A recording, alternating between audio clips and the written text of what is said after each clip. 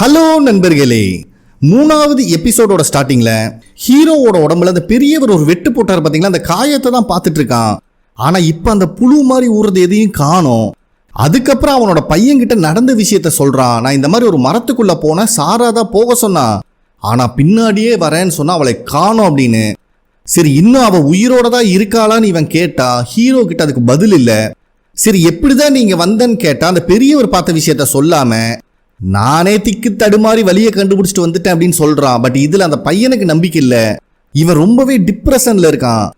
எல்லாரும் வீட்டுக்கு போறதுக்கு வழியை கண்டுபிடிக்கிறேன்னு சொல்லிட்டு போனீங்க, ஆனா இப்போ எங்க ஸ்டார்ட் ஆச்சோ அங்கேயே தான் வந்து நின்றுட்டு இருக்கோம் அப்படின்னு இவன் ரொம்பவே கோவப்படுறான். அப்ப ஹீரோ என்ன நடந்ததுன்னு விசாரிக்கும் போதுதான் நேத்து நைட்டு ஃபாத்திமா அவ கண்ட்ரோல்லயே இல்ல, கொஞ்சம் கொஞ்சமா ஃபாத்திமாவை நான் இழந்துட்டு இருக்கிற மாதிரி ஃபீல் ஆகுது. நேத்து புதுசா வந்தவங்கனால இந்த வில்லேஜ்ல நிறைய சம்பவம் நடந்துருச்சு அப்படின்னு சொல்றான். ஹீரோவும் அவன் பையனை சமாதானப்படுத்திட்டு, என்ன நடந்தாலும் சரி, உனக்கு பிடிச்ச பொண்ணை யாருக்காகவும் விட்டு கொடுக்காத, இங்க நடந்துட்டு இருக்கிறதெல்லாம் ஒரு இல்லூஷன் தான், எல்லாத்தையும் சரி பண்ணிடலாம் அப்படின்னு சொல்லி அனுப்பி வைக்கிறான். அவன் பையன் அங்கிருந்து கிளம்புறதுக்கு முன்னாடி உங்களை மறுபடியும் பார்த்ததுல ரொம்ப சந்தோஷம் அப்படின்னு சொல்லிட்டு ஹாப்பியா போறான். நெக்ஸ்ட் சீன்லயே காப்பாத்தி கூப்பிட்டு வந்த மேத்யூவுக்கு கிறிஸ்டி தான் ஃபர்ஸ்ட் எய்ட் பண்ணிட்டு இருக்கா. மேத்யூவோட ஒய்ஃபு குழந்தைங்க எல்லாருமே அங்கதான் இருக்காங்க. மேத்யூ அங்கிருந்து எந்திரிக்கலான்னு பார்த்தா கூட கிறிஸ்டி விட மாட்டேங்கிறான். கொஞ்சம் ரெஸ்ட் எடுங்க சரியாயிரும் அப்படின்னு சொல்லிட்டு மேத்யூவோட ஒய்ஃபை பார்த்து நீங்க எப்படி இருக்கீங்க அப்படின்னு கேட்கும் போது மேத்யூவோட பையன் முந்திரி கொட்ட மாதிரி எங்க அம்மா விக்டர் கூட கேள்விக்கு உண்டான பதில தேடி போயிருந்தாங்க அப்படின்னு சொல்றான். இவங்க இப்படி பேசிட்டு இருக்கும் போது கிறிஸ்டியோட பாய் ஃப்ரெண்டு, கிறிஸ்டியோட கேர்ள் ஃப்ரெண்ட் அங்க வந்துடுறா. அதனால கிறிஸ்டி மேத்யூவை ரெஸ்ட் எடுக்க சொல்லிட்டு அங்கிருந்து போயிடுறா. அப்ப மேத்யூ அவன் ஒய்ஃபை பார்த்து நீ என்னையும் குழந்தைங்களையும் அம்போன்னு விட்டுட்டு போயிட்டேன்னு நினைச்சேன்னு ஃபீல் பண்ணி சொல்றான். மேத்யூவோட ஒய்ஃப் தான் அவனை சமாதானப்படுத்திட்டு அந்த எலக்ட்ரிசிட்டி ஒயர் கனெக்ஷனே இல்லாம எங்க போகுதுன்னு தான் பார்க்க போனேன், அதுக்கப்புறம் நடந்த விஷயத்தை பத்தி சொல்லவே முடியாது அப்படின்னு இவளும் ஃபீல் பண்றா. என்னதான் இவங்க ரெண்டு பேரும் டைவர்ஸ் பண்ற பிளான்ல இருந்தாலும் ரெண்டு பேத்துக்குள்ளே லவ் அங்கங்க எட்டி பார்த்துட்டு தான் இருக்கு. அப்ப மேத்யூவோட ஒய்ஃப் இருந்துட்டு பசங்க கடைசியா எப்ப சாப்பிட்டாங்கன்னு தெரியல, அதனால நான் டைனருக்கு கூப்பிட்டு போயிட்டு வந்துடுறேன் அப்படின்னு சொல்லிட்டு இருக்கா. அங்க சீனை கட் பண்ணி பஸ்ஸை தான் காட்டுறாங்க. அங்க ஒரு மொட்டைய டோனா கூட வாக்குவாதம் பண்ணிட்டு இருக்கான். ஆக்சுவலா இவனும் ஒரு ரைஃபிள் கொண்டு வந்திருக்கான். நீங்க எல்லாம் கன்னு வச்சிருக்கீங்களா, நான் ஏன் வைக்க கூடாது அப்படின்னு கன்னை யூஸ் பண்றதுக்காக தான் வாக்குவாதம் பண்றான். ஆனா டோனா அதுக்கு பர்மிஷன் கொடுக்க மாட்டேங்கிறா. இவன் யார் பேச்சையும் கேட்கிற மாதிரி இல்ல. இந்த சமயத்துல ஹீரோ அங்க வந்துடுறான். என்னடா தம்பி பிரச்சனை அப்படின்னு ஹீரோ கேட்கும் போது நீ யாரு அப்படின்னு ஹீரோவை பார்த்து இவன் கேட்கறான். கடுப்பான ஹீரோ, நான் தாண்டா இங்க ஷெரீஃப், இந்த வில்லேஜ்ல இருக்கணும்னா சர்டன் ரூல்ஸ் அண்ட் ரெகுலேஷன்ஸ் இருக்கு, எல்லாருமே கன்னு வச்சிருக்க கூடாது அப்படின்னு சொல்லும் போது யார் அந்த ரூல்ஸ் போட்டதுன்னு கேட்கறான். கடுப்பான ஹீரோ, மொட்டத்தலையா, நான் தாண்டா ரூல்ஸை போட்ட, ஒழுங்கா சொல்றத மட்டும் கேளு அப்படின்னு ஹீரோ சொல்லும் போது அவன் ஹீரோவோட பேச்சையும் கேட்க மாட்டேங்கிறான். கடுப்பான ஹீரோ, சரி தம்பி நான் உனக்கு ஒரு ஆப்ஷன் கொடுக்குறேன், நீ கன்னு வச்சுக்கோ, எங்க வேணா போ, ஏன் இந்த காட்டுக்குள்ளையும் கூட போய் இருந்துக்கோ, ஆனா வீட்டுக்குள்ள அலௌடு கிடையாது, முடிஞ்சா காட்டுக்குள்ள ஸ்டே பண்ணி ஒரு நாளை தாண்டி காட்டு, அதுக்கப்புறம் தான் நாங்க எதை பத்தி பேசுறோம்னு உனக்கு புரியும். ஏற்கனவே ஒரு வாரமா லைஃபே வெறுத்து போய் வந்திருக்கேன், இப்ப என்கிட்ட பொறுமையெல்லாம் கிடையாது, நீ இங்க எல்லாத்துக்கூடயும் ஒன்னா இருக்கணும்னா கன்னை யூஸ் பண்ணக்கூடாதுன்னு சொன்னோன்னா அவனும் புரிஞ்சுக்கிட்டு அந்த கன்னை கீழே போட்டுட்டு அவன் பேகை மட்டும் எடுத்துக்கிறான். அதுக்கப்புறம் ஹீரோ அங்க இருக்கிறவங்கள பார்த்து உங்க எல்லாத்துக்கிட்டையும் நிறைய கொஸ்டின்ஸ் இருக்கும், அதுக்குண்டான ஆன்சரை பத்தி நம்ம ஒன்னா உட்காந்து டிஸ்கஸ் பண்ணலாம், ஆனா இந்த வில்லேஜ்ல நம்ம ஒவ்வொரு நாளா கடக்கணும்னா ஒருத்தரை நம்பி தான் இருக்கணும் அப்படின்னு சொல்றான். அவன் சொல்றதை எல்லாரும் புரிஞ்சுக்கிறாங்க. நெக்ஸ்ட் சீன்லயே மேத்யூவோட ஒய்ஃப் சாப்பிட்றதுக்காக குழந்தைங்களை டைனருக்கு கூப்பிட்டு வந்திருக்கா. அப்பவும் கூட அவளோட வீடை பார்க்கும்போது அவளுக்கு ரொம்பவே ஃபீல் ஆகுது. சாப்பிட்டுட்டே இருக்கும்போது அந்த சின்ன பையன் இருந்துட்டு விக்டர் எங்க இருக்கா, நான் அவனை பார்க்கணும் அப்படின்னு கேட்கிறான். ஆனா மேத்யூவோட ஒய்ஃப் இருந்துட்டு நிறைய சம்பவத்தை பார்த்துட்டு இப்ப திரும்பி வந்திருக்கோம், அப்புறமா விக்டரை பார்த்துக்கலாம் அப்படின்னு சமாதானப்படுத்துறாங்க. ஆனா அந்த குட்டி பையன் இருந்துட்டு நானும் ஜேடும் விக்டரோட ரூமுக்கு போனோம், ஜேடு தான் கூட்டு போக சொன்னாரு, ஏதோ நம்ம ரிட்டர்ன் வீட்டுக்கு போறக்கான க்ளூ அங்க கிடைக்கும்னு சொல்லி விக்டரோட திங்ஸ் எல்லாம் களைச்சு போட்டாரு அப்படிங்கிற விஷயத்த சொல்லிட்டு இருக்கான். அப்பதான் மேத்யூவோட ஒய்ஃப் அசிஸ்டன்ட் காரனோட அம்மா அங்க கிளீன் பண்ணிட்டு இருக்கிறத பாக்குறா. என்ன நினைச்சான்னு தெரியல, அவங்க அம்மாவை தனியா கூப்பிட்டு வந்து அந்த வீட்டுக்குள்ளேயே எங்களோட திங்ஸ் எல்லாமே மாட்டிக்கிச்சு, இப்ப எங்க கிட்ட எதுவுமே கிடையாது, இந்த ஸ்டோரேஜ் ரூமை நாங்க யூஸ் பண்றதுக்கு எங்களுக்கு பர்மிஷன் கிடைக்குமா அப்படின்னு இவங்க கேட்கும் போது அசிஸ்டன்ட் காரனோட அம்மா யோசிக்காம என் வீட்டுக்கு வாமா அங்க ஸ்டே பண்ணிக்கலாம் அப்படின்னு சொல்றாங்க. இதை கேட்கும் போதுதான் மேத்யூவோட ஒய்ஃபுக்கு கொஞ்சம் ரிலாக்ஸா இருக்கு. அதுக்கப்புறம் ஹீரோவும் டோனாவும் பேசிட்டு இருக்கும் போது டோனா இருந்துட்டு இந்த பஸ்ல மொத்தம் 25 பேர் வந்ததா அந்த டிரைவர் லேடி சொன்னாங்க, டைனருக்குள்ள இருந்தவங்க வெளியே இறந்து போனவங்க எல்லாம் கணக்கு பண்ணும்போது 22 பேர் தான் வராங்க. 3 பேர் எங்க போனாங்கன்னு தெரியல அப்படிங்கிற விஷயத்த சொல்றாங்க. அப்பதான் ஹீரோ பஸ்ஸோட டயர் பஞ்சராகி கிடக்கிறத பாக்குறான். என்னப்பா பண்றது, நானும் ரொம்ப பொறுமையா சொல்லி பார்த்தேன், யாருமே என் பேச்சை கேட்கல. கன்னை எடுத்து டயர்ல ஷூட் பண்ணதுக்கு அப்புறம் தான் என் பேச்சையே கேட்க ஆரம்பிச்சாங்க அப்படின்னு சொல்லிட்டு இருக்காங்க. சரி அதெல்லாம் இருக்கட்டும், நீ போனே அந்த விஷயம் என்னாச்சுன்னு கேட்கும் போது ஹீரோ பேந்த முழிக்கிறான். அங்க சீனை கட் பண்ணி அசிஸ்டன்ட் காரனை காட்டுறாங்க. இவங்க சாப்பிட்றதுக்காக ஏதாவது சின்ன சின்ன அனிமலை பிடிக்கலாம் ட்ராப் செட் பண்ணிட்டு இருக்கான். ஆனா கூட ஹெல்ப்புக்குன்னு வந்த ஹீரோவோட பையன் இவனுக்கு ஹெல்ப் பண்ணாம ஃபாத்திமாக்காக ஃப்ளவரை பிடிங்கிட்டு இருக்காரு. தயவு செஞ்சு இந்த ஃப்ளவரை பிடுங்கிறத நிறுத்திட்டு இந்த பாக்ஸை நிக்க வைக்கிறதுக்கு ஒரு ராடு வச்சிருப்பான், அது எங்கன்னு தேடுறா அப்படின்னு சொல்றான். அப்ப திடீர்னு இவனுக்கு ஒரு பாட்டு சத்தம் கேக்குது. இவனும் பக்கத்துல இருக்கிற காட்டுக்குள்ள வந்து பார்த்தா ஒரு மொபைல்ல அலாரம் அடிச்சிட்டு இருக்கு. பக்கத்திலேயே ஒரு லேடி இருக்காங்க. அவங்க தலையில ஒரு இரும்பு ராடு முன்னாடி ஏறி பின்னாடி தலைவலியில வெளியே வந்து மரத்தோட ஏத்தி நிக்குது. இத பாக்குற அசிஸ்டன்ட் காரன் இப்படியே விட்டுட்டு போக வேண்டாம், வில்லேஜுக்கு இவளை தூக்கிட்டு போய் அடக்கம் பண்ணிடலான்னு சொல்றான். இவங்களும் சரிடான் பக்கத்துல வரும்போதுதான் இந்த பொண்ணு மூச்சு விடுவா பாருங்க. இவனுக்கு 2 பேத்துக்கு மூச்சு நின்று மாட்டிருக்கு. ஒரு நிமிஷத்துல ட்ரௌசர் கிழிஞ்சிருது. சோ இவ உயிரோட இருக்கான்னு தெரிஞ்ச உடனே அசிஸ்டன்ட் காரன் கிறிஸ்டிய கூப்பிடுறதுக்காக வரான். ஹீரோவோட பையன் மட்டும்தான் இப்பத்துக்கு அந்த பொண்ணு கூட இருக்கான். அப்ப அந்த பொண்ணு இருந்துட்டு தயவு செஞ்சு என்னை காப்பாத்துங்க அப்படின்னு அந்த பையன்கிட்ட கேட்டுட்டு இருக்கு. அங்க சீனை கட் பண்ணி விக்டரை தான் காட்டுறாங்க. அவனோட ரூமுக்கு வந்தா எல்லா திங்ஸும் கலைஞ்சு போய் கிடக்கிறத பாக்குறான். இவனுக்கு சரியான கோவம் வருது. கட்டில் கடியில எதையோ தேடுறான், ஆனா எதுவுமே கிடைக்கல. அப்ப கரெக்டா ஒரு பொண்ணுக்கு கண்ணுல அடிபட்டுச்சு பாத்தீங்களா, அந்த பொண்ணு வந்து நீ திரும்ப வந்ததுல ரொம்ப சந்தோஷம் விக்டர் கிட்ட சொல்லிட்டு இருக்கா. ஆனா அவன் அதுக்கு பதில் சொல்லாம என் ரூம்ல இருக்கிற திங்ஸ் எல்லாம் காணோம், யார் வந்ததுன்னு கேட்கும் போது கடைசியா ஜேடும் மேத்யூவோட பையனும் தான் வந்தாங்க அப்படிங்கிற விஷயத்த சொல்லிடுறா. அதனால விக்டரும் அங்கிருந்து விறுவிறுன்னு கிளம்புறான். அதே டைம்ல ஜேடு எல்லா வேலையும் பண்ணிட்டு இப்ப அமைதியா வயலின் வாசிச்சிட்டு இருக்கான். கோபமா வந்த விக்டருக்கும் இவன் வயலின் வாசிச்சிட்டு இருக்காங்கிறது வெளியே கேக்குது. பயபுல கதவை தட்டி அவனை இரிட்டேட் பண்ணி துறக்க வச்சிடறான். விக்டரை பார்த்த ஜேடுக்கு செம ஆச்சரியமா இருக்கு. நீ செத்து போயிட்டேன்னு நினைச்ச திரும்பி வந்துட்டியான்னு கேட்கும் போது விக்டர் இருந்துட்டு அது என்னோட வயலின், ஒழுங்கு மரியாதையா திருப்பி கூடுறான்னு சொல்லி கத்துன்னு கத்தி அதை திருப்பியும் வாங்கிடுறான். இதுக்கு மேல என் ரூமுக்கு வர வேலை வச்சுக்காதன்னு சொல்லிட்டு விக்டர் பாட்டுக்கு போயிடுறான். ஜேடுக்கும் சரியான கடுப்பாகுது. அந்த டைரியை எடுத்துட்டு வந்து நான் சொல்றத கேளு, அடிக்கடி எனக்கு ஒரு சிம்பிள் தெரிஞ்சிட்டு இருக்கு.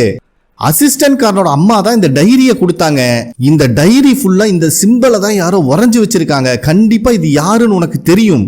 அது மட்டும் இல்லாம இந்த போட்டோ இந்த டைரியில தான் எனக்கு கிடைச்சதுன்னு அந்த போட்டோவை காட்டுறான். பாத்தியா பின்னாடி அந்த சின்ன பையன், அது நீதான் எனக்கு தெரியும்.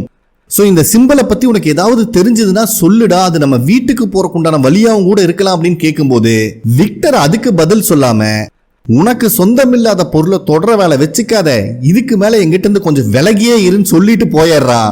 ஜேடுனாலேயே ஒன்னும் பேச முடியல. இந்த பைத்தியக்காரனை வச்சுட்டு என்னடா பண்றது அப்படின்னு கண்ணாமூலி பிதுங்கி நின்றுட்டு இருக்கான். இப்ப கிறிஸ்டியோட கேர்ள் ஃப்ரெண்ட் இருக்கா பாத்தீங்களா, அந்த நர்ஸுக்காரி, அவ கிறிஸ்டியோட ரூம்ல இருந்து ஒரு பெயிண்ட் பண்ண ஸ்டோனை எடுத்து கையில வச்சிருக்கா. அங்க வர கிறிஸ்டி இருந்துட்டு அது கொஞ்சம் ஃபேட் ஆயிருச்சுமா, முதல்ல எல்லாம் எங்க போனாலும் எடுத்துட்டு போயிட்டு இருந்தேன், இப்ப பர்மனண்டா என்னோட ரூம்லயே வைக்க ஆரம்பிச்சிட்டேன் அப்படின்னு சொல்றா. ஏன்னா ஆக்சுவலா அந்த பெயிண்டிங்கை கொடுத்ததே கிறிஸ்டியோட கேர்ள் ஃப்ரெண்டு தான். அதுக்கப்புறம் கிறிஸ்டி இருந்துட்டு இங்க நடக்கிறதெல்லாம் உனக்கு வியர்டா இருக்கலாம், பட் கவலைப்படாத, நான் உன் கூட இருக்க, நம்ம 2 பேரும் ஒன்னா சேர்ந்தே போராடுவோன்னு சொல்லும் போது அந்த நர்ஸ்காரி மூஞ்சி கொடுத்து பேச மாட்டேங்கிறா. நான் தான் உனக்காக இந்த பெயிண்டிங் பண்ணி கொடுத்தேன், என் ஞாபகார்த்தமா இதை வச்சிருக்கேன்னு சொல்ற, என்ன விஷயம் நம்மளை சுத்தி நடந்துட்டு இருக்குன்னே புரியல, ஆனா நீ ரொம்ப நார்மலா பிஹேவ் பண்ற, என்னால அப்படி இருக்க முடியாது, எனக்கு கொஞ்சம் டைம் வேணும், அது வரைக்கும் பஸ்ல வந்த மத்தவங்க கூட போய் நான் ஸ்டே பண்ணிக்கிறேன் அப்படின்னு சொல்லிட்டு இருக்கும் போதே அசிஸ்டன்ட் கார அங்க வந்துடுறான் ஒரு எமர்ஜென்சின்னு சொல்லிட்டு. அதனால கிறிஸ்டியும் அந்த நர்ஸ் பொண்ணு கிட்ட கொஞ்சம் வெயிட் பண்ணு, நான் வந்ததுக்கு அப்புறம் பேசலாம்னு சொல்லிட்டு அசிஸ்டன்ட் காரன் கூட கிளம்பிடுறா. அதுக்கப்புறம் அந்த அடிப்பட்ட பொண்ணை தான் காட்டுறாங்க. அவ ஹீரோவோட பையன்கிட்ட எனக்கு வலியே இல்லைன்னு சொல்லிட்டு இருக்கா. இதை கேட்கும் போது அவனுக்கே ஷாக் ஆகுது. என்னடா நெத்தியில விட்டு புறமண்டையில பின்னாடி எடுத்திருக்காங்க, வலிக்கலன்னு சொல்லிட்டு இருக்காளே அப்படின்னு அவன் பார்த்துட்டு இருக்கும் போது அவளை டைவர்ட் பண்றதுக்காக இவனோட பேரை சொல்லி இன்ட்ரடியூஸ் ஆயிக்கிறான். அப்ப அந்த பொண்ணு நம்ம எங்க இருக்கோம் அப்படின்னு கேட்கும் போது காட்டுக்குள்ள இருக்கோம், வில்லேஜுக்கு வெளியே தான் இது இருக்கு அப்படின்னு சொல்றான். இவன் இதை சொல்லும் போதுதான் அந்த பொண்ணுக்கு நடந்த விஷயமே ஞாபகத்துக்கு வருது. ஆக்சுவலா இந்த பொண்ணு வேற யாரும் இல்ல, பாருக்குள்ள ஒரு கப்பல் இருந்தாங்க பாத்தீங்களா, அதுல இருந்த பொண்ணுதான் இவ. சோ நேத்து நைட்டு 2 பேர் கதவை தட்டினாங்க. என் பாய் ஃப்ரெண்டு கதவை ஓபன் பண்ணும் போது 2 பேரும் உள்ள வந்து ஒரு மாதிரி வியர்டா சிரிச்சாங்க. அதுக்கப்புறம் எங்களை தரான்னு வெளியே இழுத்துட்டு வந்து நம்ம ஒரு கேம் விளையாடலாமா அப்படின்னு சொல்லிட்டு அவங்க என் கண்ணு முன்னாடியே அப்படின்னு சொல்ல வருவா. கரெக்டா அசிஸ்டன்ட் காரனும் கிறிஸ்டியும் அங்க வந்துடுறாங்க. ஸோ கிறிஸ்டியும் அந்த பொண்ணு கூட பேச்சு கொடுத்துட்டு அவளை செக் பண்ணி பார்க்கும் போதுதான் அவ கண்டிஷன் ரொம்பவே மோசமா இருக்கு, காப்பாத்துறது கஷ்டம்னு அவளுக்கு தெரிய வருது. அங்க சீனை கட் பண்ணி மேத்யூவை காட்டுறாங்க. இவன் ஹாஸ்பிட்டல்ல ரெஸ்ட் எடுத்துட்டு இருக்கும் போது அங்க இருக்கிற எக்ஸிட் போர்டு ஃபிளிக்கரிங் ஆகிறத பாக்குறான். இவனுக்கே ஆல்ரெடி அடிபட்டிருக்கு, இருந்தாலும் தட்டி தடுமாறி அந்த போர்டு கிட்ட ஒரு சேரையும் போட்டு ஏற முடியாம ஏறிட்டு இருக்கும் போது பஸ்ல வந்த ஒரு வயசான லேடி கிறிஸ்டியை தேடி அங்க வராங்க. மேத்யூ வந்துட்டு ஒரு எமர்ஜென்சியா அவங்க வெளியே போயிருக்காங்க அப்படின்னு சொல்றான். அப்ப அந்த லேடி மேத்யூவை பார்த்து அந்த வீடு இடிஞ்சு போகும்போது அடியில சிக்கி இருந்தது நீதானன்னு கேட்கும் போது ஆமான்னு சொல்றான். சரி ஒன்னும் கவலைப்படாத, எல்லாம் சரியா போயிரு, நீ ரெஸ்ட் எடுன்னு சொல்லிட்டு அந்த லேடி கிளம்பும் போதுதான் மேத்யூ இருந்துட்டு அந்த பஸ்ல நீங்க எல்லாம் எங்க போயிட்டு இருந்தீங்கன்னு கேட்கறான். அதுக்கு அந்த லேடியும் நாங்க ஒரு ரேஸ் ட்ராக்குக்கு போயிட்டு இருந்தோம், நான் எல்லா கண்ட்ரில இருக்கிற ரேஸ் ட்ராக்கும் சுத்தி பார்க்கறது எனக்கு ரொம்ப பிடிக்கும் அப்படின்னு சொல்றாங்க. அதுக்கப்புறம் கையில இருக்கிற பேக்ல என்ன இருக்குன்னு கேட்கும் போது அந்த லேடி இருந்துட்டு என்னப்பா நீ கேள்வியா கேட்டுட்டு இருக்கா, போய் ரெஸ்ட் எடுன்னு அனுப்பிடுறாங்க. பாவம் மேத்யூ ரொம்பவே வீக்கா இருந்ததுனால அங்கேயே ஸ்லிப்பாய் விழுந்துடுறான். இந்த சத்தம் கேட்டு அங்கிருந்து அந்த நர்ஸ்காரியும் வந்துடுறா. ஏன்னா இவங்க யாரையுமே மேத்யூ பார்த்தது இல்லை, அதனால இவங்க யாரை பார்த்தாலும் இவனுக்கு புதுசா இருக்கு. என்னடா ஒரு நாள் வீட்டுக்குள்ள மாட்டினதுக்கே வில்லேஜே புதுசா தெரியுது அப்படின்னு யோசிச்சுட்டு இருக்கும் போது அந்த நர்ஸ்காரியும் இவனுக்காக டேப்லெட்ஸ் எடுத்துட்டு வர அப்படின்னு சொல்லிட்டு போயிடுறா. அப்ப பக்கத்துல அந்த லேடி இருந்துட்டு நீ கொஞ்சம் யோசிச்சு பாரு, இந்த மாதிரி இடத்துல நம்ம வந்து மாட்டோம்னு எதிர்பார்த்தியா, அதுலயும் ஃபியான்சி இந்த மாதிரி இடத்துல சந்திப்பேன்னு நீ நினைச்சியா அப்படின்னு அந்த நர்ஸ் பொண்ணை வச்சுதான் பேசுறா. ஆனா மேத்யூக்கு இந்த விஷயம் புரியல. அப்ப அந்த லேடி இருந்துட்டு கிறிஸ்டிக்கும் இந்த நர்ஸ்காரிக்கும் என்கேஜ்மெண்ட் ஆயிருச்சு அப்படிங்கிற விஷயத்த சொல்றாங்க. இதை கேட்கிற மேத்யூவுக்கு ரொம்ப சர்ப்ரைசிங்கா இருக்கு. அது எப்படி ஆல்ரெடி இந்த வில்லேஜ்ல சிக்கி இருக்கிறவங்க கூட சம்பந்தப்பட்டவங்களும் இந்த வில்லேஜுக்கு வர முடியும் அப்படின்னு. நெக்ஸ்ட் சீன்லயே ஃபாத்திமா அந்த எல்ஜின் பையன்கிட்ட ஃபர்ஸ்ட் நாள் இங்க எப்பவுமே கொஞ்சம் கஷ்டமா இருக்கும், போக போக அதுவா பழகிரும், உனக்கு ஏதாவது சந்தேகம் இருந்தா என்கிட்ட கேளு அப்படின்னு சொல்றா. எல்ஜின் பையனும் எத்தனை நாளா நீங்க இந்த வில்லேஜ்ல இருக்கீங்கன்னு கேட்கறான். அதுக்கு ஃபாத்திமாவும் இப்பதான் 1 year ஆனிவர்சரியை செலிப்ரேட் பண்ணோம் அப்படின்னு இவன் சொல்லும் போதே பைபிள் ஒரு மாதிரி ஃப்ரீஸ் ஆகி நின்றுட்டு இருக்கான். இவளுக்கு ஒண்ணுமே புரியல, என்னப்பா ஆச்சு ஏதாவது பிரச்சனையான்னு விசாரிக்கும் போது அந்த எல்ஜின் பையன் இருந்துட்டு பக்கத்துல குளம் மாதிரி ஏதாவது இடம் இருக்கா அப்படின்னு கேட்கறான். ஃபாத்திமாவும் ஆமாப்பா பக்கத்துல ஒரு இடம் இருக்கு, நாங்களாம் அடிக்கடி அங்கதான் போவோம்னு சொல்லிட்டு இவனையும் கூட்டு வரா. சரி இங்க தண்ணி இருக்கிற விஷயம் உனக்கு எப்படி தெரியும்னு கேட்கும் போது நான் அதை பார்த்தேன் அப்படின்னு சொல்றான்.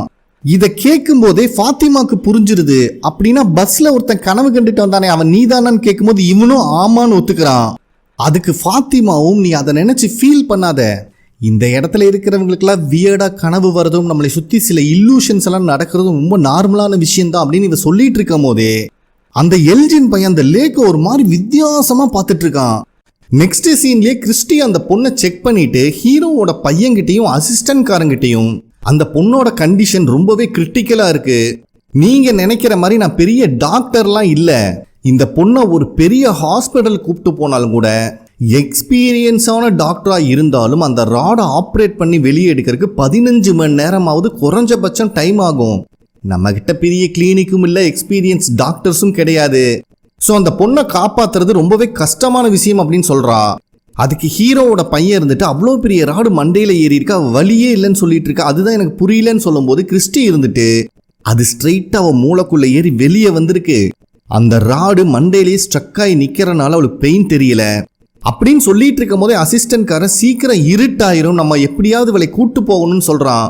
அதுக்கு கிறிஸ்டி இருந்துட்டு அந்த ராடை வெளியே எடுக்கிறத தவிர அதுக்கு வேற வழி இல்லை அப்படிங்கிற மாதிரி சொல்லிடுறா. ஆனா அந்த ராடை வெளியே எடுத்தாலும் அவளை காப்பாத்துறதுக்கு 10% சான்ஸ் கூட இல்லைன்னு சொல்லிட்டு இருக்கும் போதே அந்த பொண்ணு கிறிஸ்டியை கூப்பிடுறா. எனக்கு ரொம்பவே பயமா இருக்கு, நீங்க எல்லாம் தனித்தனியா டிஸ்கஸ் பண்ணும் போதே எனக்கு புரியுது என் நிலைமை ரொம்ப மோசமா இருக்குன்னு, நான் சீக்கிரம் இறந்துருவனான்னு கேட்கும் போது கிறிஸ்டியும் ஆமான்னு ஓப்பனாவே பதில் சொல்லிடுறா. இதனால அந்த பொண்ணு ரொம்பவே ஃபீல் பண்ணி அழுகிறா. கிறிஸ்டி தான் ஆறுதலுக்காக பக்கத்திலேயே உட்காந்துட்டு இருக்கா. நெக்ஸ்ட் சீன்லயே மேத்யூவோட ஒய்ஃபும் அவன் பொண்ணும் அங்க இருக்கிற ஸ்டோரேஜ் ரூம்ல இருந்து அவங்க ஃபேமிலிக்கு தேவையான ட்ரெஸ்ஸஸ் எல்லாம் எடுத்துட்டு இருக்காங்க. அதுக்கப்புறம் 2 பேர் பேசிக்கிட்டே வெளியே வராங்க.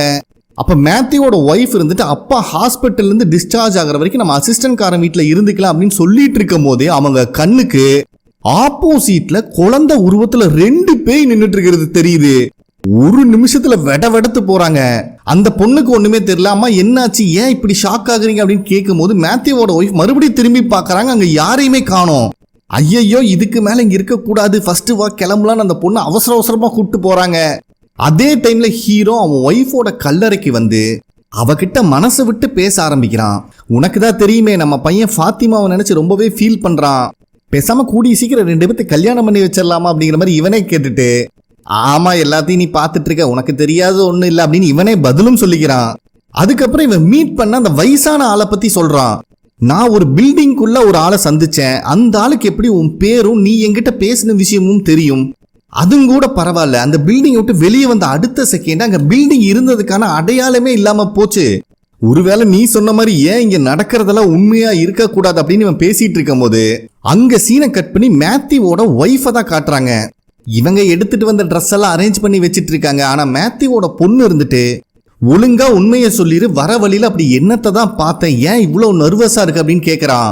ஃபர்ஸ்ட் மேத்யூவோட ஒய்ஃப் நான் எதையும் பார்க்கல அப்படின்னு சொல்லி சமாளிச்சாலும் இந்த பொண்ணு மறுபடியும் கேட்கறனால, ஆமா எனக்கு வித்தியாசமா ஒரு விஷயம் நடக்குது, இது முதல் டைம் கிடையாது, தாமஸ் இறந்து, அதாவது இவங்களோட குழந்தை தாமஸ் ஒன்று இறந்துருக்குன்னு முதல்லயே சொல்லியிருப்பாங்க, அந்த தாமஸ் இறந்து 1 மாசம் கழிச்சும் கூட அவன் அழுகிற சத்தம் எனக்கு கேட்டுட்டு இருந்துச்சு. அப்ப அடிக்கடி அவனோட ரூமுக்கு போவேன், திடீர்னு ஒரு செகண்ட் அவன் அங்க இருக்கிற மாதிரியே என் கண்ணுக்கு தெரியும், அப்ப எனக்கு ரொம்பவே பீஸ்ஃபுல்லா இருக்கும், ஏன்னா நான் இங்க இருக்க என்னை நினைச்சு கவலைப்படாதீங்கன்னு அவன் சொல்ற மாதிரி நான் எடுத்துக்குவேன். ஆனா இப்ப நடக்கிறது ரொம்ப வித்தியாசமா இருக்கு, 2 குழந்தைங்களை பார்த்தேன், நம்ம வரும்போது நட் ரோட்ல நின்றுட்டு இருந்தாங்க அப்படின்னு இவங்க சொல்லும் போது இவங்க பொண்ணு இருந்துட்டு அதுல தாமஸும் இருந்தானான்னு கேக்குறா. அதுல தாமஸ் இல்ல, ஆனா இவங்க 2 பேர்த்தையும் பார்க்கும்போது எனக்கு ரொம்ப வித்தியாசமா ஃபீல் ஆகுது, மனசு பீஸ்ஃபுல்லாவே இல்லை அப்படின்னு சொல்லி ரொம்ப ஃபீல் பண்றா. அங்க சீனை கட் பண்ணி இப்ப அந்த அடிபட்டு இருக்கிற பொண்ணை தான் காட்டுறாங்க. அவகிட்ட ஹீரோவோட பையன் பேச்சு கொடுக்கும் போது அசிஸ்டன்ட் காரனும் இன்ட்ரடியூஸ் ஆகிக்கிறான். அப்ப அந்த பொண்ணு என்னோட போனை கொஞ்சம் கொடுக்க முடியுமா, நான் எங்க அம்மாக்கு போன் பண்ணி பேசணும் அப்படின்னு சொல்லும் போது கிறிஸ்டி இருந்துட்டு இங்க இருந்து போன் கால்ஸ் எல்லாம் பண்ண முடியாது, வேணும்னா என் பேக்ல பேப்பரும் பெண்ணும் இருக்கு, நீ என்ன சொல்லணும்னு நினைக்கிற எழுதி கொடு அப்படின்னு கேட்கிறா. இந்த பொண்ணும் அதை ஒத்துக்கும் போது அசிஸ்டன்ட் காரன் தான் அந்த பேப்பரை தேடிட்டு இருக்காரு. அப்ப இந்த பொண்ணு நான் எழுதி கொடுக்குற நோட்ஸ் எங்க அம்மாட்ட போய் சேருமான்னு கேட்டா கிறிஸ்டியும் ஆமான்னு பொய் சொல்றா. இதை பாக்குற அசிஸ்டன்ட் காரனே ஒரு நிமிஷம் ஷாக் ஆயிடுறான். சரி சாகர நிலைமையில இருக்கிறவகிட்ட பொய்யான நம்பிக்கையை கொடுக்கறது ஒன்றும் தப்பில்லையே. அப்ப அந்த பொண்ணும் அவங்க அம்மா கிட்ட சொல்ல வேண்டிய மெசேஜை சொல்ல ஆரம்பிக்கிறா. ஆக்சுவலா வீட்டை விட்டு வரும்போது சண்டை போட்டுட்டு எங்க அம்மாக்கு ஹக் கொடுக்காம வந்துட்டேன், அதுக்கு சாரி சொல்லிடுங்க, எங்க அம்மாவை நான் ரொம்பவே லவ் பண்றேன்னு சொல்லுங்க அப்படின்னு சொல்லிட்டு இருக்கும் போது இந்த பொண்ணு திடீர்னு வழியில கத்துன்னு கத்துறா. இவங்களுக்கெல்லாம் என்ன பண்றதுன்னே தெரியல. இந்த சத்தத்தை கேட்டு ஹீரோவும் அங்க வந்துடுறான். இவளை பார்க்குற ஹீரோக்கு சரியான ஷாக் ஆகுது, என்ன நடக்குதுன்னே புரியல. அப்ப ஹீரோவோட பையன் தான் இந்த பொண்ணு அந்த பஸ்ல வந்த குரூப்பை சேர்ந்தவ தான், காலையில நாங்க பார்க்கும்போது இப்படிதான் இருந்தா அப்படின்னு நடந்த விஷயத்த சொல்றான். ஹீரோவும் கிறிஸ்டிகிட்டையும் அவன் பையன்கிட்டையும் நீங்க இங்க இருக்க வேண்டாம், வில்லேஜில் போய் அங்க இருக்கிறவங்க ஹெல்ப் பண்ணுங்கன்னு சொன்னா அதை கிறிஸ்டி ஒத்துக்க மாட்டேங்கிறா. எப்படியாவது இந்த பொண்ணை காப்பாத்தி ஆகணும்னு ஒத்த காலில் நிக்கிறா. அதனால ஹீரோவும் அந்த பொண்ணோட தலையில சொருகி இருக்கிற ராடை கொஞ்சம் கொஞ்சமா வெளியெடுக்க ஆரம்பிக்கிறான். அந்த பொண்ணா வழியில கத்துன்னு கத்தி கதறிட்டு இருக்கா. ஹீரோவும் முடிஞ்ச அளவுக்கு முயற்சி பண்ணி ஒரு வழியா அந்த ராடை வெளியெடுத்துறான். பட் அன்பார்ச்சுனேட்லி அந்த இடத்துலயே அந்த பொண்ணு இறந்து போயிடுறா. இதுல எல்லாருமே ரொம்பவே அப்செட் ஆயிடுறாங்க. அதனால கிறிஸ்டி ஹாஸ்பிட்டலுக்கு ரொம்ப பதட்டமா வரா. இதுல அவளோட லவ்வர் நர்ஸ்காரி வேற எல்லாமே பேக் பண்ணி ரெடியா இருக்காளாட்டு இருக்கு. ஆல்ரெடி பதட்டத்துல இருந்த கிறிஸ்டி அழுதுகிட்டே என்னை விட்டு போகாது அப்படின்னு அவர்கிட்ட கெஞ்சரா. அவளும் ஹக் பண்ணி சமாதானப்படுத்திட்டு இருக்கா. அதுக்கப்புறம் அசிஸ்டன்ட் காரன் ஹீரோவோட பையன்கிட்ட இந்த பொண்ணை நம்ம தான் அடக்கம் பண்ணி ஆகணும், அதனால நான் சர்ச் வரைக்கும் போயிட்டு வந்துடுறேன் அப்படின்னு சொல்லி கிளம்பும் போது ஹீரோவோட பையன் இருந்துட்டு நீ எதை நினைச்சும் ஃபீல் பண்ணாத, நம்ம இந்த பொண்ணை காப்பாத்த தான் ட்ரை பண்ணோம், ஆனா இந்த பொண்ணுக்கு இப்படி நடந்ததுக்கு அந்த மான்ஸ்டர்ஸ் தான் காரணம் அப்படின்னு சொல்லி அனுப்பி வைக்கிறான். அதுக்கப்புறம் ஹீரோவோட பையன் டைனருக்கு வந்தா அங்கதான் ஃபாத்திமா இருக்கா. இவ தான் நேத்திருந்தே அப்செட்டா இருக்காளே, அதனால நடந்த விஷயத்தை விட்ட சொல்லாம இவளை பார்த்த உடனே நம்ம 2 பேரும் கல்யாணம் பண்ணிக்கலாமா அப்படின்னு கேட்டுறான். இருக்கிற கன்ஃபியூஷன்ல இவளுக்கு ஒன்றும் புரியல. நம்ம ஆல்ரெடி பேசின விஷயம் தான், ரிட்டன் எல்லாரும் வீட்டுக்கு போனதுக்கு அப்புறம் நம்ம ஒன்னா இருக்கலாம்னு முடிவெடுத்தோம். பட் நம்ம எப்போ சந்தோஷமா இருக்கிறதுன்னு இந்த இடம் எப்படி டிசைட் பண்ணலாம்? அதனாலதான் நான் சொல்றேன், எனக்கு உன் கூட இருக்கிறதா சந்தோஷம், இப்பவே கல்யாணம் பண்ணிக்கலாமான்னு கேட்கும் போது அவளும் ஒத்துக்கிறான். இதுல 2 பேத்துக்குமே செம ஹாப்பி. நெக்ஸ்ட் சீன்ல மேத்யூவோட பையன் இந்த பசில்ஸ் எல்லாம் வச்சு வீடு மாதிரி ஃபார்ம் பண்ணிட்டு இருக்கான். அங்க வர மேத்யூவோட ஒய்ஃப்க்கு இவன் பண்ற விஷயம்லாம் ரொம்பவே பிடிச்சிருக்கு. அதை ரசிச்சு பார்த்துட்டு இருக்கும் போதுதான் இதை எங்கேயோ பார்த்த மாதிரி இருக்கு அப்படின்னு யோசிக்கிறா. ஆக்சுவலா அண்டர் கிரவுண்ட்ல விக்டர் கூட வரும்போது அங்க மான்ஸ்டர்ஸும் இதே மாதிரி பசில ஃபார்ம் பண்ணி தான் ஒரு கல்லை உருட்டி விட்டு விளையாண்டுருக்கும். அந்த விஷயம் ஞாபகத்துக்கு வருது. இத நினைச்சு பார்க்கும் போதே இவ கண்ணுக்கு முன்னாடி அந்த குழந்தை உருவத்துல 2 பேய்க வந்து நிக்குது. ஒரு நிமிஷத்துல வெடத்து போயிடுறா. பயந்து போனதை இதுக்கு மேல இங்க இருக்க வேண்டாம்டா சாமின்னு அந்த பையனை வீட்டுக்குள்ள கூட்டு போயிடுறா. அதுக்கப்புறம் ஹீரோ டோனாவை வந்து மீட் பண்ணி இந்த மாதிரி பஸ்ல வந்ததுல ஒரு பொண்ணு, அவ பேர் கெல்லி, அவ காட்டுல இருந்தா. அவ தலையில ஒரு ராடை இறக்கி அது பின்னாடி மரத்தோட சேர்ந்து சொருகி வச்சிருந்திருக்காங்க. நம்ம ஆளுக கண்ணில் சிக்கும் போது அவ உயிரோட தான் இருந்தா. சோ அவ உயிரோட இருந்து கஷ்டப்படணுங்கிறக்காகவே பர்பஸ்ஃபுல்லா அவளை அப்படி பண்ணியிருக்காங்க. என் பையன் என்கிட்ட சொன்ன விஷயம், அந்த கெல்லிங்கிற பொண்ணு அவ பாய் ஃப்ரெண்ட் பிரையான் அப்படிங்கிறவங்க கூட தான் டிராவல் பண்ணி வந்தாலாமா. ஆனா அன்பார்ச்சுனேட்லி அந்த பொண்ணு இறந்துட்டா அப்படிங்கிற மாதிரி சொல்லி ஃபீல் பண்றான். டோனாக்கு என்ன சொல்றதுன்னு தெரியல. ரீசெண்ட் டைம்ஸ்ல டெத்தா உளுந்துட்டு இருக்கு. அப்ப ஹீரோ இருந்துட்டு, நான் மிலிட்டரியில ஈராக் ஒரு டைம் போயிருந்தப்போ என் கூட டிராவல் பண்ணி மொத்தம் 3 பேர் வந்தாங்க. அப்ப ஆப்போசிட்ல இருந்தவங்க போட்ட பாம்ல நான் டிராவல் பண்ண வண்டி மொத்தமா பிளாஸ்ட் ஆயிருச்சு. அதுல என் கூட வந்த 2 பேர் தப்பிச்சிட்டாங்க. ஆனா என்னோட குரூப்லயே சின்ன பையனா இருந்த ஒருத்தன் தான் மாட்டிக்கிட்டான். அவன் உடம்பு 2ஆ போயிருச்சு. ஆனாலும் அவன் சாகல, உயிரோட தான் இருந்தான். என்னை எப்படியாவது காப்பாத்துங்க, நான் உயிரோட இருக்கணும்னு என் மடியில கத்தி கதறி அழுதுகிட்டே இறந்துட்டான். சொல்ல போனா என் கண்ணு முன்னாடி போன முதல் உசுறு அதுதான். அந்த பையனோட பேரு பிரையன் கெல்லி அப்படிங்கிற மாதிரி சொல்றான். இதை கேட்கிற நம்மளுக்கே ஷாக் ஆகுது. இதை பார்த்தா ஒரு பெரிய கோஇன்சிடென்ட் மாதிரி இல்லையா அப்படின்னு இவன் டோனா கிட்ட கேட்கும்போது அவங்க அதை சீரியஸா எடுத்துக்கல. நீ ஃபாரஸ்டுக்குள்ள போயிட்டு வந்ததுல இருந்து வாயவே திறக்க மாட்டேங்கிற, அப்படி என்னதான் நடந்துச்சு அப்படின்னு கேக்குறாங்க. ஆனா ஹீரோ கிட்ட இருந்து எந்த பதிலும் வரல. அவங்களுக்கு நல்லாவே புரிஞ்சிருது. சரிப்பா, உனக்கு எப்ப சொல்லணும்னு தோணுதோ அப்ப சொல்லு, நீ உயிரோட வந்ததுல சந்தோஷம், இப்ப என்னை கொஞ்சம் தனியா விட்டுட்டு கிளம்பு அப்படின்னு சொல்லிடுறாங்க. அதே டைம்ல அசிஸ்டன்ட் காரன் சர்ச்ல எதையோ தேடிட்டு இருக்கான். ஃபாதரோட டெஸ்கி டேபிள் எல்லாம் தேடி பாக்குறான், ஒன்னும் கிடைக்கலையாட்டு இருக்கு. அப்ப திடீர்னு பேஸ்மெண்ட்ல இருந்து ஏதோ சத்தம் வருது. இவனும் அங்க இருக்க ஒரு லைட்டை எடுத்துட்டு கீழே வந்தா கருகும்னு இருட்டா கிடக்குது. பயபுல பயத்துல கன்னை வேற எடுத்து வச்சுக்கிறான். கண்டிப்பா மான்ஸ்டரா தான் இருக்கும், நம்மளா அதுவான்னு இன்னைக்கு ஒரு கை பாத்திரலாண்டான்னு மனசை தேர்த்திக்கிட்டு பயபுல கொஞ்சம் கொஞ்சமா உள்ள வந்து பார்த்தா அங்க நின்னுட்டு இருக்கிறது சாரா. அதுலயும் இவனை பார்த்த உடனேயே அவன் பேரை சொல்லி எப்படி இருக்கீங்கன்னு கேப்பா பாருங்க. பயபுலைக்கு தூக்கி வாரி போட்டுருது. இந்த இடத்துல இந்த எபிசோட் கம்ப்ளீட் ஆகுது. ஓகே ஃப்ரெண்ட்ஸ், கண்டிப்பா உங்களுக்கு பிடிச்சிருக்கும் நம்புறேன். நெக்ஸ்ட் எபிசோட்ல மீட் பண்ணலாம். நன்றி.